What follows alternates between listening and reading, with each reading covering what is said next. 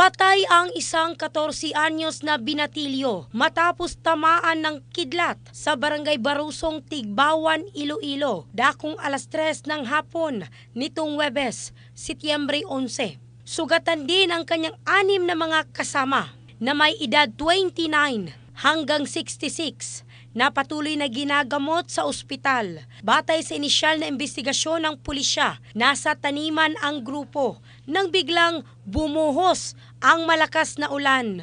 Pansamantala silang sumilong sa isang kamalig, ngunit doon sila tinamaan ng kidlat. Nagtamo ng mga sugat sa dibdib at leeg ang mga biktima. Agad silang isinugod sa ospital, ngunit binawian ng buhay ang minor de edad. Labis ang dalamhati ng kanyang pamilya, lalo pat nangangarap umano ang binatilyo na maging pulis balang araw.